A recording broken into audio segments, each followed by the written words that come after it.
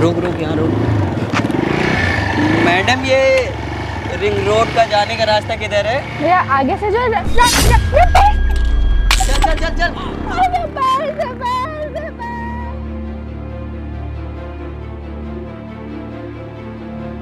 हाथ दो अपना।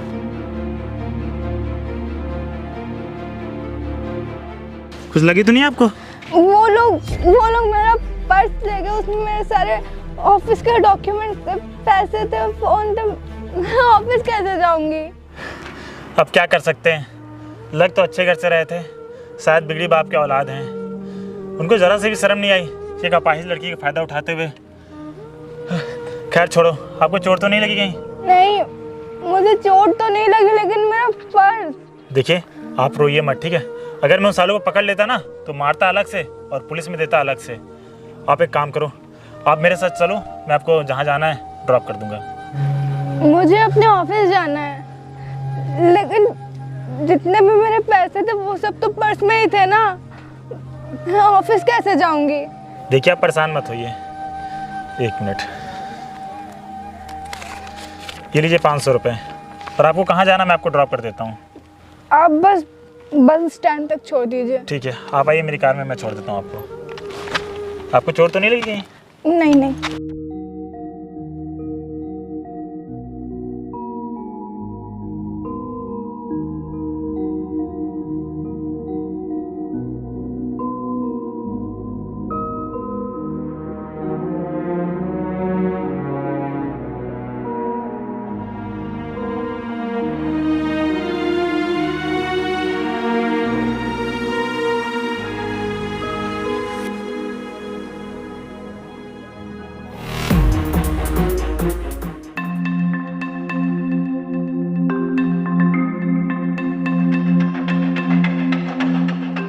Good morning sir.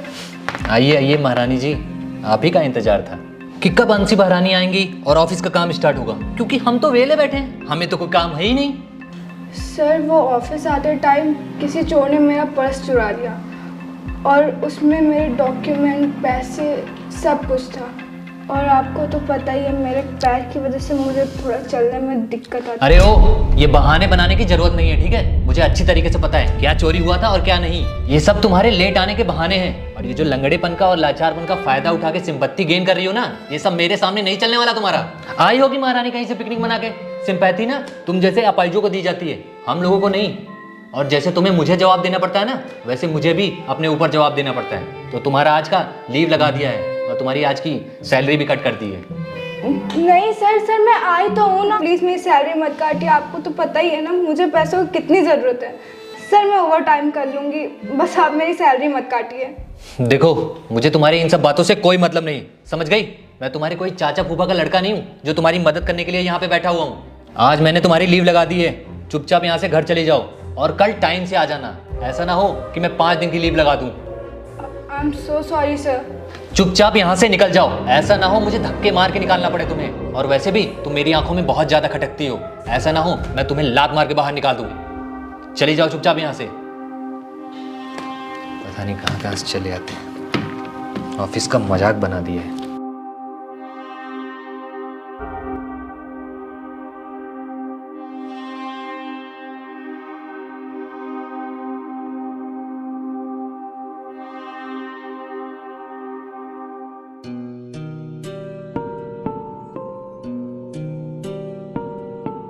अरे आंसी बेटा, तू तो 2 घंटे पहले ऑफिस गई थी ना, इतनी जल्दी ऑफिस से कैसे आ गई? अच्छा ठीक है, तू बैठ, मैं तेरे लिए पानी लेके आता हूँ।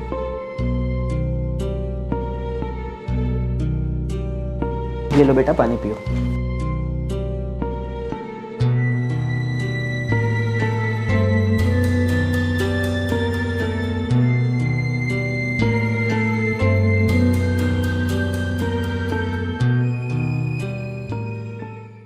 अब बताओ बेटा, इतनी जल्दी ऑफिस से घर कैसे आ गई? और कुछ परेशान सी भी लग रही हो। भैया वो सुबह ऑफिस जाते वक्त चोरों ने मेरा पर्स चुरा लिया। उसमें मेरे फ़ोन, पैसे और ऑफिस के सारे डॉक्यूमेंट्स थे। इस वजह से मैं ऑफिस लेट पहुंची थी और बॉस ने मुझे डांट के भगा दिया और मेरी लीव भी लगा दी। अरे बेटा पर्स गया कोई बात नहीं, पर तुझे कहीं चोट वोट तो नहीं लगी? नहीं भैया, मुझे कहीं चोट नहीं लगी। वो वहाँ पे मुझे एक आदमी मिला था जिसने मुझे पैसे भी दिए और बस स्टैंड तक भी छोड़ा। चलो बेटा, इस दुनिया में कुछ बुरे लोग भी हैं तो अच्छे लोग भी हैं जो लोगों की मदद भी करते हैं। भैया आपको पता है, बॉस ने मेरी लीव लगा दी क्योंकि मैं बस आधा घंटा लेट थी, और मुझसे कहा है कि अगर मैं कल भी लेट हुई तो वो 5 दिन की लीव लगा देंगे और मेरे 5 दिन की सैलरी कट हो जाएगी। अरे बेटा कोई बात नहीं, तू अपना दिल छोटा मत कर। ये तेरा कैसा बॉस है जो आधा घंटे लेट होने पे तेरी सैलरी कट कर देता है? उसके अंदर जरा से भी इंसानियत नाम की कोई चीज़ नहीं है क्या? भैया वो ऐसे ही है, उन्हें ऑफिस में किसी से प्रॉब्लम नहीं है सिवाय मेरे।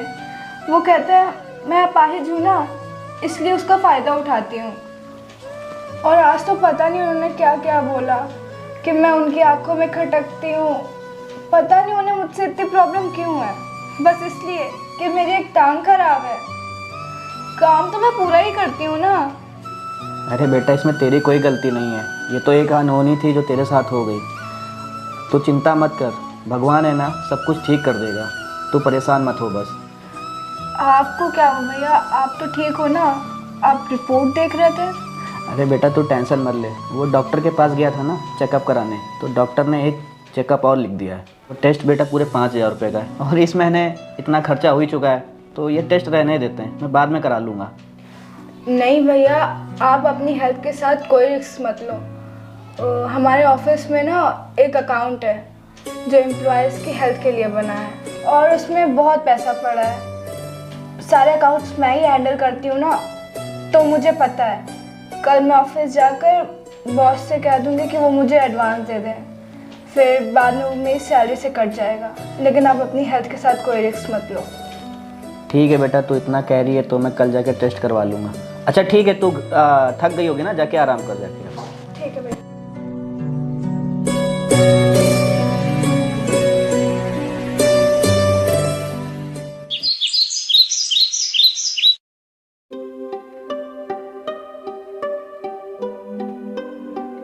आ गई तुम?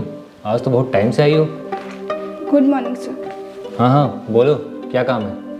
सर वो मेरे भैया की तबीयत ख़राब है, उनके टेस्ट के लिए मुझे 5,000 रुपये चाहिए। अच्छा, अब समझ में आ गया तू टाइम से कैसे आ गई। तेरे को एडवांस चाहिए ना? कोई एडवांस नहीं मिलेगा, समझी? अभी पिछले हफ्ते ही तुझे एडवांस दिया था।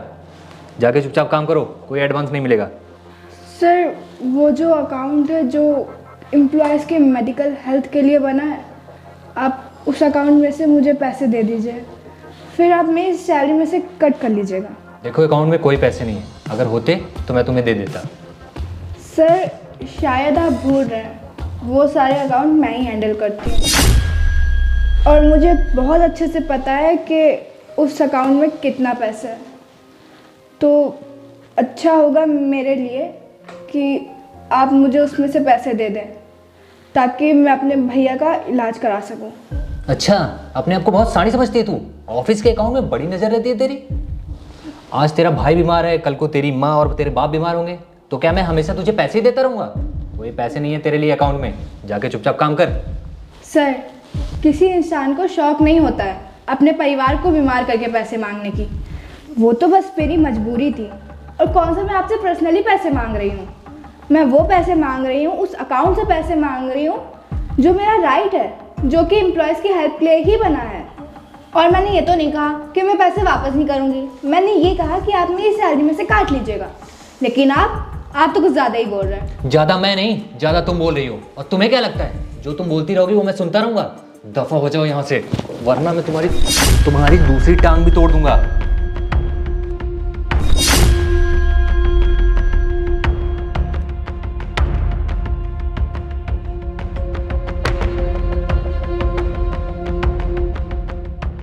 सर आप? आदर्श, ये सब क्या है? सर आप यहाँ कैसे? हाँ मैं ऑफिस के पास से गुजर रहा था, सोचा ऑफिस चलता फिरूं, ये भी देख लूंगा काम कैसा चल रहा है। सर पर अचानक से? अचानक से क्या, ऑफिस नहीं आ सकता क्या मैं? नहीं सर, मेरा कहने का मतलब वो नहीं था। और ये सब क्या चल रहा है? सर ये ना अपने ऑफिस की सबसे बदतमीज़ एम्प्लॉय है और इसका तो रोज़ का ही लेट आना होता है। और आज जब मैंने इससे पूछा तो ये पर्सनल बदतमीजी पे उतर आई। 1 मिनट, आप शायद आंसी हो ना, जो मुझे कल मिली थी? जी सर। सर आप इसे जानते हैं? ये लड़की मुझे कल मिली थी। कुछ गुंडे उसका पर्स चोरी करके भाग गए थे। बेचारी अपाहिज है ना, तो गुंडे उसका फ़ायदा उठा रहे।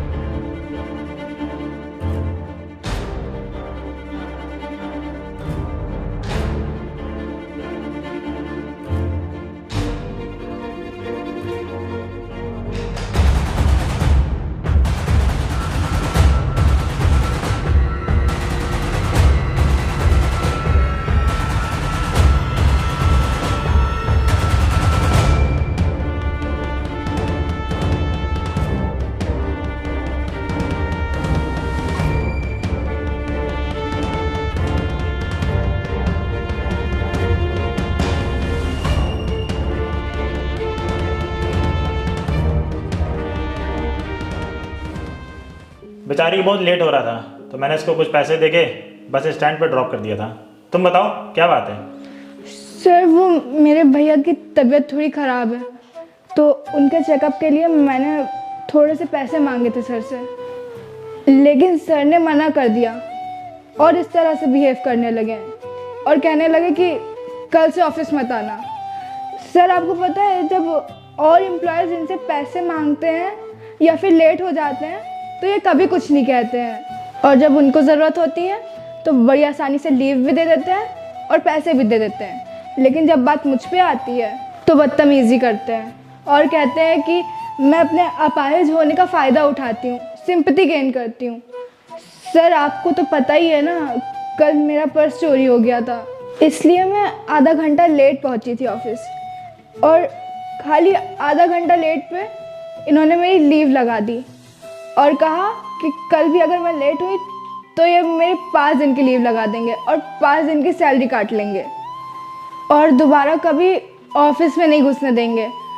और तो और कह रहे थे कि मुझे धक्के मार के बाहर निकालेंगे। आदर्श, ऐसे बात करते हैं एम्प्लॉय से? यही काम करोगे तुम?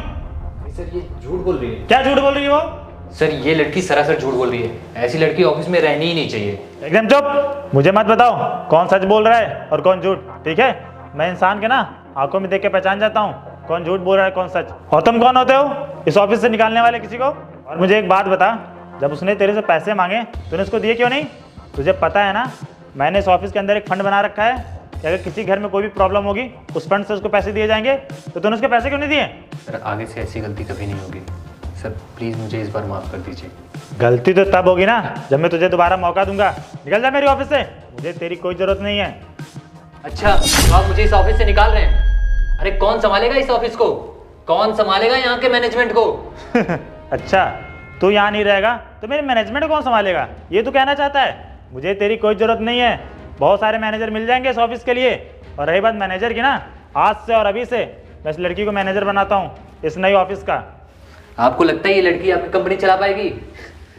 2 दिन भी आपकी कंपनी नहीं चलेगी। आपको अपने ही फैसले आपको रुलाएंगे। अच्छा बेटा, अब तो मुझे सिखाएगा कि कंपनी कैसे चलती है? तो ये मत भूल, ये कंपनी चलाना ना मैंने तुझे सिखाया था। और रही बात इस लड़की की, तो जैसे मैंने तुझे ट्रेन किया है ना, वैसे इसको भी सिखा दूंगा कि कंपनी कैसे चलती है और कहाँ से कंपनी को कहाँ ले जाते हैं। मुझे तो ये नहीं समझ में आ रहा है अब क्या सोचकर इसको यहाँ का मैनेजर बना रहे हैं। जैसे ये पैर से अपाहिज है वैसे इसका दिमाग भी अपाहिज है। ये इस कंपनी को बर्बाद कर देगी। तो मुझे मत सिखा कंपनी किससे बर्बाद होगी और किससे नहीं, ठीक है? दबाओ जाए यहाँ से। आया मुझे सिखाने वाला।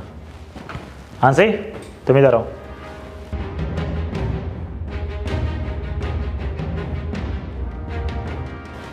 आज से तुम्हारी जगह ये है, आज से तुम यहाँ का सारा मैनेजमेंट संभालोगी। बैठ जाओ।